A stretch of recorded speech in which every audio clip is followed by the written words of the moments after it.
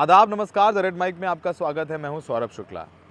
हम भले ही बिहार चुनाव कवर कर रहे हों, लेकिन हम एक चीज़ कवर करनी नहीं भूलते हैं और वो अपडेट आपको देना नहीं भूलते हैं। वो अपडेट है उमर खालिद और तमाम उन लोगों के बारे में जिनकी बेल पर सुप्रीम कोर्ट में सुनवाई चल रही है। दिल्ली दंगों की साजिश रचने के आरोप में इन पर यूएपीए का केस है। 5 साल 5 महीने इनको जेल में हो गए। ये चौथी सुनवाई है सुप्रीम कोर्ट में और इससे पहले 15 सुनवाई और हो चुकी है। चौथी सुनवाई हो गई सुप्रीम कोर्ट, यानी 19 तारीखें लग चुकी हैं, लेकिन बेल नहीं मिली और अगली तारीख फिर मिल गई है 6 नवंबर की, यानी 20 तारीख हो गई है। लेकिन हुआ क्या है कोर्ट में, ये जानना बहुत अहम है। आपको बता दें कि पिछले शुक्रवार को सुनवाई हुई थी और उसमें तमाम बातें कपिल सिब्बल हों या मनु सिंघवी ने रखी थी। कहा था कि उमर खालिद पर यह आरोप है कि उसने अमरावती में एक भाषण देकर के लोगों को भड़काया, जिससे दिल्ली में माहौल खराब हुआ और हिंसा हुई। कपिल सिब्बल ने कहा कि अमरावती का वो स्पीच अगर सुनेंगे तो आपको समझ में आएगा कि उन्होंने तो उस स्पीच में गांधी की बात की थी, अहिंसा की बात की थी, उसमें कहीं से भी हिंसा की कोई बात सामने नहीं आई थी। आज कोर्ट में कपिल सिब्बल के साथ साथ सलमान खुर्शीद, जो पूर्व केंद्रीय मंत्री और वरिष्ठ वकील हैं, उन्होंने भी अपनी दलीलें रखी और आज कोर्ट में हुआ वियतनाम युद्ध का जिक्र। और वियतनाम युद्ध के बारे में हम चाहते हैं कि आप सब पढ़ें। नेटफ्लिक्स पर एक डॉक्यूमेंट्री है, उसके ऊपर वो ज़रूर देखें, आपको समझ में आएगा किस तरीके से एक अमेरिकी प्रोपेगेंडा हुआ वियतनाम में और वहाँ पर वियतनाम के आम लोगों की जानें गई थी और अमेरिका में ही अमेरिकी सरकार जो वियतनाम में ये प्रोपेगेंडा कर रही थी, उसके खिलाफ प्रदर्शन हुआ। फिलहाल तो कपिल सिब्बल के साथ साथ सलमान खुर्शीद ने भी अपनी दलीलें रखी। जमानत याचिका पर सुनवाई थी। दिल्ली पुलिस की तरफ से एसवी राजू पेश हुए। उन्होंने कहा कि कुछ भी कह दीजिए, ये उमर खालिद और बाकी लोग एक दिन भी जेल से बाहर रहने लायक नहीं हैं। उन्होंने कहा कि उमर खालिद, गुलफिशा फातिमा और शर्जील इमाम जमानत ना दी जाए इनको, और इनका दिल्ली पुलिस पुरजोर विरोध करती है। कोर्ट ने खालिद, शर्जील और फातिमा की दलीलें पहले सुनी थी और चूंकि रिप्लाई दिल्ली पुलिस ने फाइल की थी तो वो कॉपी भी कपिल सिब्बल को और इनके वकीलों को दी थी। यही कहा गया था पिछली सुनवाई में कि भाई 700 से ज़्यादा एफआईआर हैं, 700 से ज़्यादा, और उमर खालिद और बाकी लोगों पर सिर्फ एक एफआईआर में नामजद किया गया, सिर्फ एक एफआईआर में नामजद किया गया है। जब हिंसा हुई तो उमर खालिद दिल्ली में थे ही नहीं, ये सब बातें भी हुई। गुलफिशा के बारे में कहा गया कि वो 5 साल 5 महीने से जेल में हैं। उनके साथ देवांगना कलिता और नताशा नरवाल भी थी, और पिंजरा तोड़ ग्रुप में उनकी बेल हो गई, लेकिन फिर गुलफिशा की बेल क्यों नहीं हुई, एक सवाल ये भी उठता है। जस्टिस अरविंद कुमार और जस्टिस एनवी अंजारिया की पीठ के सामने उमर खालिद ने कहा कि वो दिल्ली में थे नहीं, और ये भी कहा कि उनके खिलाफ एक सुनियोजित साजिश है और जितने भी केसेस अभी तक जिनका ट्रायल ख़त्म हुआ है उसमें तमाम केसेस दिल्ली पुलिस हार गई है, फॉल फ्लैट हुए हैं। दिल्ली पुलिस जो आरोप हैं वो ही साबित नहीं कर पाई। ये बात कपिल सिब्बल ने कोर्ट में बोली कि कई एफआईआर हैं वो फैब्रिकेटेड हैं, जिन्हें कोर्ट ने खारिज कर दिया, रद्द कर दिया, और दिल्ली पुलिस चुनाव हार गई। तो उस पर कोर्ट में दिल्ली पुलिस ने कहा कि आप किस तरीके की बात कर रहे हैं और ये आप इस केस से कुछ लेना देना नहीं है। तो कपिल सिब्बल ने कहा कि भाई देखिए ऐसा नहीं है, ये सारी बातें हैं। कपिल सिब्बल ने कहा कि कुल 451 एफआईआर दर्ज हो गई हैं, मुझे बरी कर दिया गया और एक और एफआईआर थी जो साजिश से संबंधित थी। मैं स्पष्ट करना चाहता हूं कि 751 एफआईआर में से किसी में भी मैं नहीं हूं। आरोपों पर बहस भी पूरी हो चुकी है। जस्टिस सुप्रीम कोर्ट ने पूछा कि याचिकाकर्ता को एक अन्य एफआईआर 101 खजूरी खास में अभियुक्त बनाया गया था। कपिल सिब्बल ने कहा कि एक और बात है जो बहुत महत्वपूर्ण बात है जो सुननी चाहिए। उन्होंने कहा कि 116 मामलों की सुनवाई हुई और निष्कर्ष तक पहुंची। इनमें से 97 में बरी कर दिया गया, यानी 116 मामलों में 97, यानी लगभग 80% से ज़्यादा केसेस जो है वो दिल्ली पुलिस हार गई है। तो कपिल सिब्बल ने कहा कि कोर्ट इस तथ्य पर भी गौर करे। जस्टिस कुमार ने कहा कि भाई आपकी चिंता क्या है, why you worried? Kapil Sibal ने कहा मेरी नहीं, बस मैं एक फैक्ट स्टेट कर रहा हूँ। 16 से 17 मामलों में सबूतों को गढ़ने के कारण भी गड़बड़ियाँ हुई हैं। दिल्ली पुलिस ने विरोध किया। सिब्बल ने कहा कि मैं बस एक तथ्य बता रहा था, जज साहब चाहें तो इसको इग्नोर कर सकते हैं, मैं तो बस बता रहा था कि दिल्ली पुलिस की जांच की प्रकृति क्या है। खुर्शीद ने कहा कि भाई मैं वहीं से शुरू करूंगा जहां कपिल सिब्बल ने शुरू किया। शिफा उर रहमान के लिए सलमान खुर्शीद अपीयर हो रहे थे। शिफा उर रहमान पे आरोप है कि शिफा उर रहमान ने जामिया ओल्ड बॉयज़ एसोसिएशन के ज़रिए तमाम अकाउंट्स में पैसे लिए और हिंसा को फंड किया, ये आरोप है। उन्होंने कहा कि वियतनाम युद्ध के दौरान शिकागो ट्रायल होता था, वहाँ कुछ ऐसा था जो हमारे लिए सबक था। विरोध करना जायज़ है, लेकिन जब कोई शांतिपूर्ण तरीके से विरोध कर रहा हो और उसे उकसाया जा रहा हो तो सीमा कहाँ खींची जाए। किसी को भी हिंसा करने का अधिकार नहीं है। मैं बस इतना कह रहा हूँ कि शिफा के लिए किसी ने ये नहीं कहा कि उसने हिंसा की या किसी ऐसी चीज़ में लिप्त था जो साफ तौर पर इल्लीगल है, यानी कानून के खिलाफ है। आमतौर पर यह कहकर जाल बिछाया जाता है कि आपने कुछ किया हो या नहीं, लेकिन जामिया में एक घटना हुई, फरवरी में दंगे हुए और दिसंबर में एक घटना हुई जहां पुलिस ने विश्वविद्यालय में मार्च किया, तोड़फोड़ हुई। मामला अब भी दिल्ली हाई कोर्ट में लंबित है, सुनवाई में है, लेकिन हिंसा का कोई आरोप नहीं है, जबकि वो वहां परिसर में मौजूद था, लेकिन तब भी उसने हिंसा नहीं की। वो अलुमिनी एसोसिएशन ऑफ जामिया मिलिया इस्लामिया के अध्यक्ष हैं। पूरे एसोसिएशन को आरोपी नहीं बनाया गया, सिर्फ उन्हें ही जानबूझ करके चुना गया। मैं अपने सहयोगियों के साथ कहता हूं कि यूपीए के तहत कुछ भी नहीं बनता। मैंने मुकदमे में देरी करने के लिए ऐसा कुछ नहीं किया है। और आप इनकी पृष्ठभूमि देखिए, वो राजनीति में है। वो जामिया मिलिया सिर्फ अल्मा मीटर से नहीं बल्कि उसकी सेवा में लगा हुआ है। दिल्ली विरोध प्रदर्शन समर्थन समूह का गठन हुआ था, वो उसका सदस्य नहीं था। बेशक वो बैठक में शामिल था, लेकिन किसी ने ये नहीं कहा कि उसने लोगों को उकसाया है या गैर कानूनी तरीके का कोई कृत्य किया है जिससे उन्हें फंसाया जाए। उन्होंने ये भी कहा कि 3 लोगों की ज़मानत हुई है, पर उनके फैसलों को मिसाल ना माना जाए। सच कहूँ तो जिक्र है कि जो एसोसिएशन है जामिया की, उसकी लॉग बुक ली गई थी और 64,000 का अतिरिक्त बिल था। धनराशि में गड़बड़ी है, लेकिन ये सबसे बड़ा आरोप है। उन पर आरोप है कि वो दंगों से ठीक पहले 22 फरवरी को ही बैठक में शामिल थे। जामिया मिलिया एसोसिएशन के सदस्य मौजूद थे, हो सकता है मैं भी मौजूद हो सकता हूँ, लेकिन क्या आरोप है मैंने कुछ किया है, ये सब सारी बातें कोर्ट में हो। ये सब कुछ चल रहा है तमाम। अब अगली तारीख 6 नवंबर लगा दी गई है। अब 6 नवंबर को फिर से तारीख लगेगी और तारीख पे तारीख है, यानी 20वीं तारीख होगी जो बेल के लिए इन केसेस में लगी है। अब गुलफिशा हों, उमर खालिद हों, ये सब लोग जेल में हैं, तिहाड़ में बंद हैं, ट्रायल शुरू नहीं हुआ है।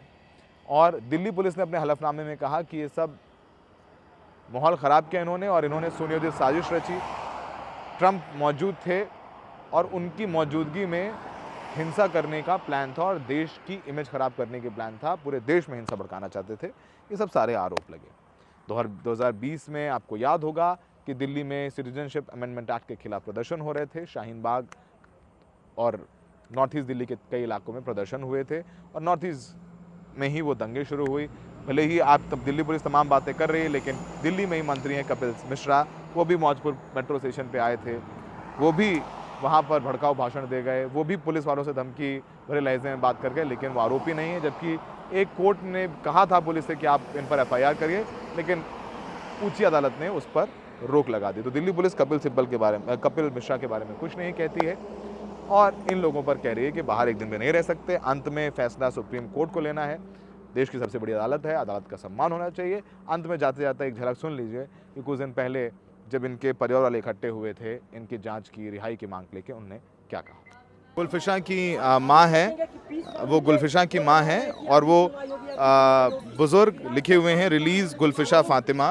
गुलफिशा अप्रैल 2020 से अब तक जेल में है और उनकी एक कविता लिखी उन्होंने जेल से। और तो उनकी माता जी हमारे साथ हैं। आपका नाम क्या है? शाकरा फातिमा शाकरा। आपकी बेटी जेल में है और उन्होंने जेल से एक शेर लिखा था, उन्होंने कविता लिखी थी आज़ादी को लेकर के। काफ़ी आई हैं, ये तो शेर शायरी तो आती रहती। पेंटिंग आई है, घर पे पेंटिंग भेजी भतीजों के लिए। अच्छा, वहाँ से जेल से पेंटिंग बना के भेजी? हाँ, भाई मिलने गए थे ना, कपड़े देने गए थे उनके, तो वहाँ पे दी उन्होंने कि बच्चों को दे दिया। वो नहीं घबराती, वो कहती अम्मी घबराए मत करो, कोई बात नहीं, जब तक हैं रहेंगे। जब ये कौन है भेजने वाले, अल्लाह जब भेजेगा भेजेगा। 3 कुरान शरीफ पढ़ा दिए हमने वहीं पे औरतों को। कहती हूँ मेरे अपना अल्लाह का काम यहाँ भी कर रही हूँ, सबकी मदद करती हूँ। पुलिस कहती है कि आपकी बेटी ने दंगे भड़कवाए, 53 लोगों की मौत हुई। पुलिस तो जो कह ले वो थोड़ा है, पुलिस तो कुछ ना कुछ तो बहाने बनाएगी, उसे तो जो कह ले वो थोड़ा है। जो बस बोलिए बोलिए, आप बोलिए बोलिए। याद आती है अपनी बेटी की? याद तो कोई दिन ऐसा नहीं जो मतलब रो के ना सो। बेटी को पढ़ाया था इसलिए, कामयाबी के लिए। ये क्या पता था कि आज जेल में पहुंच जाएगी बेटी, इसलिए पढ़ाया था कि अच्छा हम पढ़े लिखे नहीं, बेटी को आगे बनावे, पढ़ावे लिखावे, बच्ची को अपनी बड़ा बनावे। वो बड़ा बना के वो ये काम करा उन्होंने, बचाने के बदले जेल में और डाल दिया। आप बचा लो बेटी को। आपकी बेटी को आतंकवादी कहा जाता है, तो कितनी तकलीफ होती है जब ये सुनती हैं? तो अब वो तो जो चाहे वो कह लें, उनकी मर्जी है, इसमें हम क्या कर सकें। जो उन्हें अच्छा लगे वो कह लें, कोई बात नहीं, कहने में क्या जाता, कुछ जाता कोई है, कहने में कुछ भी कह लो। क्या सोचती हैं, क्या उम्मीद है? अब तो अल्लाह पे बैठे हैं हम, तो जब अल्लाह को भेजना होगा आ जाएगी, पक्के हुए में बैठे हैं। अब नहीं घबरा रहा, जब अल्लाह का हुक्म होगा। यही छोड़ रखा रात दिन कि जब अल्लाह का हुक्म होगा, जब ही आगे इनकी कोई ताकत नहीं जो ये रोक लेंगे। आप मजबूत हैं। आप आखिरी बार कब मिलने गई थी? अभी मिले 4-5 दिन हो गए हैं। क्या बोली आप? कोर्ट में कह रही थी कि हमें घबराने की कोई बात नहीं है, घबराए मत करो, और अल्लाह का हुक्म जब होगा जब। ठीक है, नहीं मैं समझता हूँ बात। तो ये गुलफिशा की माँ है, वो गुलफिशा के पिता हैं जो वहाँ पर हैं, और गुलफिशा भी जेल में है। 5 साल से बिना ट्रायल के वो जेल में हैं। वो जेल से कविताएं लिखती हैं आज़ादी को लेकर के। वो जेल से उम्मीद करती हैं कि 5 साल हो गए, शायद वो आज़ाद हो कर के सूरज की रोशनी में पहुँचेंगी, उस आज़ाद हवा में सांस लेंगी। खैर फ़िलहाल ये तो आरोप प्रत्यारोप तमाम चलते रहे हैं। गुलफिशा की माँ है, वो गुलफिशा की माँ है, और वो बुज़ुर्ग लिखे हुए हैं रिलीज़ गुलफिशा फ़ातिमा। गुलफिशा अप्रैल 2020 से अब तक जेल में है, और उनकी एक कविता लिखी उन्होंने जेल से। और तो उनकी माता जी हमारे साथ हैं। आपका नाम क्या है? शाकरा, शाकरा फातिमा, शाकरा। आपकी बेटी जेल में है, और उन्होंने जेल से एक शेर लिखा था, उन्होंने कविता लिखी थी आज़ादी को लेकर के। काफ़ी आई हैं, ये तो शेर शायरी तो आती रहती, पेंटिंग आई है, घर पे पेंटिंग ये भेजी भतीजों के लिए। अच्छा, वहाँ से जेल से पेंटिंग बना के भेजी? हाँ, भाई मिलने गए थे ना, कपड़े देने गए थे उनके, तो वहाँ पे दी उन्होंने, कि बच्चों को दे दिया। वो नहीं घबराती, वो कहती अम्मी घबराए मत करो, कोई बात नहीं, जब तक हैं रहेंगे। जब ये कौन है भेजने वाले, अल्लाह जब भेजेगा भेजेगा। 3 कुरान शरीफ पढ़ा दिए हमने वहीं पे औरतों को। कहती हूँ मेरे अपना अल्लाह का काम यहाँ भी कर रही हूँ, सबकी मदद करती हूँ। पुलिस कहती है कि आपकी बेटी ने दंगे भड़कवाए, 53 लोगों की मौत हुई। पुलिस तो जो कह ले वो थोड़ा है, पुलिस तो कुछ ना कुछ तो बहाने बनाएगी, उसे तो जो कह ले वो थोड़ा है। जो बस बोलिए बोलिए, आप बोलिए बोलिए। याद आती है अपनी बेटी की? याद तो कोई दिन ऐसा नहीं जो मतलब रो के ना सो। बेटी को पढ़ाया था इसलिए, कामयाबी के लिए। ये क्या पता था कि आज जेल में पहुंच जाएगी बेटी, इसलिए पढ़ाया था कि अच्छा हम पढ़े लिखे नहीं, बेटी को आगे बनावे, पढ़ावे लिखावे, बच्ची को अपनी बड़ा बनावे। वो बड़ा बना के वो ये काम करा उन्होंने, बचाने के बदले जेल में और डाल दिया। बचा लो बेटी को। आपकी बेटी को आतंकवादी कहा जाता है, तो कितनी तकलीफ होती है जब ये सुनती हैं? तो अब वो तो जो चाहे वो कह लें, उनकी मर्जी है, इसमें हम क्या कर सकें। जो उन्हें अच्छा लगे वो कह लें, कोई बात नहीं, कहने में क्या जाता, कुछ जाता कोई है, कहने में कुछ भी कह लो। क्या सोचती हैं, क्या उम्मीद है? अब तो अल्लाह पे बैठे हैं हम, तो जब अल्लाह को भेजना होगा आ जाएगी, पक्के हुए में बैठे हैं। अब नहीं घबरा रहा, जब अल्लाह का हुक्म होगा। यही छोड़ रखा रात दिन कि जब अल्लाह का हुक्म होगा, जब ही आगे इनकी कोई ताकत नहीं जो ये रोक लेंगे। आप मजबूत हैं। आप आखिरी बार कब मिलने गई थी? अभी मिले 4-5 दिन हो गए हैं। क्या बोली आप? कोर्ट में कह रही थी कि हमें घबराने की कोई बात नहीं है, घबराए मत करो, और अल्लाह का हुक्म जब होगा जब। ठीक है, नहीं मैं समझता हूँ बात। तो ये गुलफिशा की माँ है, वो गुलफिशा के पिता हैं जो वहाँ पर हैं, और गुलफिशा भी जेल में है। 5 साल से बिना ट्रायल के वो जेल में हैं। वो जेल से कविताएं लिखती हैं आज़ादी को लेकर के। वो जेल से उम्मीद करती हैं कि 5 साल हो गए, शायद वो आज़ाद हो कर के सूरज की रोशनी में पहुंचेंगी, उस आज़ाद हवा में सांस लेंगी। खैर फ़िलहाल ये तो आरोप प्रत्यारोप तमाम चलते रहे हैं। तो इस प्रदर्शन में ये आप सबसे ज़्यादा उमर खालिद का नाम सुनते होंगे। उमर खालिद की दोस्त हैं बनो ज्योत्सना, जो हर तारीख में पहुंचती हैं और बहुत साल से दोस्त हैं, साथ में हैं। बनो ज्योत्सना, आप सब लोग यहाँ पर आए हैं, तमाम दोस्त हैं, सबके माँ बाप आए हैं। हम बहुत सुनते हैं कि सुप्रीम कोर्ट में पहले भी उनकी एक, चंद्रचूड़ साहब की एक बाइट बहुत वायरल होती है कि 6 बार सुप्रीम कोर्ट में लगा करके वापस ले लिया गया, सुनवाई नहीं मौका दिया गया। उस पर क्या कहेंगे? देखिए, सुप्रीम कोर्ट में हमने 1 साल तक गुहार लगाई न्याय के लिए और बहुत बार सुप्रीम कोर्ट में डेट डिफ़र होता गया। कुछ 1-2 बार हमारे लॉयर्स ने भी डिफ़र किया, क्योंकि सुप्रीम कोर्ट में मतलब they are all senior lawyers, कभी कोई दूसरा मैटर आ जाता है, ऐसे सिचुएशन बना। But most important thing is that हमें कोई सुनवाई नहीं हुई सुप्रीम कोर्ट में। हम बस 1 साल तक वहाँ पे डेट पे, तारीख पे, हर तारीख पे पहुँचते थे, सुनवाई नहीं होती थी। तब जब सुनवाई नहीं हुई, 1 साल लगातार होने वाला था, तब हमारे लॉयर्स उसको विड्रॉ करके फिर से लोअर कोर्ट से करने का फैसला लिया। तो वो एक लीगल स्ट्रेटजी के तहत ही था। लेकिन बात इस केस के डिले का जो बात किया जाता है, वो डिले तो बेल के अलग अलग तारीख के बारे में नहीं बोला जाता है ना। मतलब justice Chandrachud was the CJI of this country, definitely he knows that जो डिले का बात होता है वो ट्रायल का बात होता है। ट्रायल एक अलग प्रोसेस होती है, बेल से अलग है, उसका अलग डेट पड़ता है, अलग प्रोसीजर, अलग कोर्ट। ट्रायल का जिम्मेदारी प्रोसिक्यूशन की होती है। आज 5 साल हो गया, अभी तक ट्रायल शुरू नहीं हुआ है, अभी तक आर्गुमेंट्स ऑन चार्ज चल रहा है। इस आप उमर खालिद से मिलती हैं, आखिरी बार कब मुलाकात हुई और क्या बोल रहे हैं वो? देखिए, हम हर वीक कोई ना कोई जाता है, मोस्टली मैं जाती हूँ और भी लोग जाते हैं। तो लास्ट वीक कोई और दोस्त गया था, तो उससे पहले एक जो वीक था उसमें मैं गई थी। क्या बोला जब आपसे मुलाकात हुई? He is fine, he is वो देखो, जब आप समझते हो ना कि ये केस क्यों आप पे है, उसका पॉलिटिक्स जब आप समझ जाते हो, तब ये एक लड़ाई के तहत देखी जाती है। तब हमारे हर दिन उसका, इन सारे लोगों का हर दिन जो जेल में बीत रहा है, वो हर दिन एक लड़ाई का ही हिस्सा है। आप जब इसको एक लड़ाई की तरफ देखते हो, एक संघर्ष की तरफ देखते हो, तब वो अलग होती है। आप लोग क्या उम्मीद कर रहे हैं? दिल्ली हाई कोर्ट ने रिजेक्ट किया, लोग ये कह रहे हैं कि कोर्ट में कहा, तुषार मेहता ने, सरकार ने कहा कि जब तक फैसला नहीं हो जाता तब तक इनको जेल में रखो। तुषार मेहता ने ऑन रिकॉर्ड कहा। कोर्ट ने कहा कि संविधान में प्रदर्शन करने का अधिकार है, पर उस अधिकार के नाम पर हिंसा करने का अधिकार नहीं है। 133 पेज का जजमेंट मिला। तमाम लोग बहुत सेलिब्रेट भी कर रहे हैं। क्या कहेंगी उन लोगों को? मतलब देखिए, दिल्ली दंगा हुआ, उसमें 53 लोगों की जान गई, ठीक है, बहुत ही दुखद बात है वो। बहुत ही, दिल्ली के सड़कों पे बहुत दिन बाद इतना बड़ा हादसा हुआ। बात तो यही है ना कि प्रोसिक्यूशन को ये साबित करना पड़ेगा कि ये जो 18 लोग हैं, ये लोग उस दंगे में शामिल थे।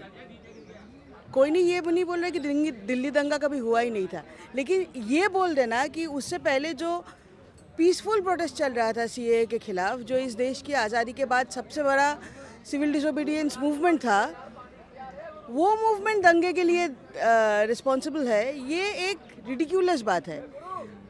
फिर भी प्रोसिक्यूशन ने वो बात बोला, पुलिस ने वो बात बोला, स्पेशल सेल ने वो बात बोला, तो 5 साल में उनको साबित भी तो करना चाहिए था ना। वो साबित करने के रास्ते में जा ही नहीं रहे। वो ट्रायल पे ट्रायल शुरू ही नहीं कर रहा है, वो बहस वो शुरू ही नहीं कर रहा है। लेकिन ये बोल देना कि नहीं, ये 18 लोग, ये 18 मीडिया ट्रायल चल रहा है उसका, कि ये 18 लोग उसके लिए रिस्पॉन्सिबल थे। कैसे रिस्पॉन्सिबल थे, ये तो आपको दिखाना चाहिए ना। आज तक दिखाने का हिम्मत क्यों नहीं हुआ आप लोगों का, मतलब प्रोसिक्यूशन का? शुक्रिया, आपने हमसे बात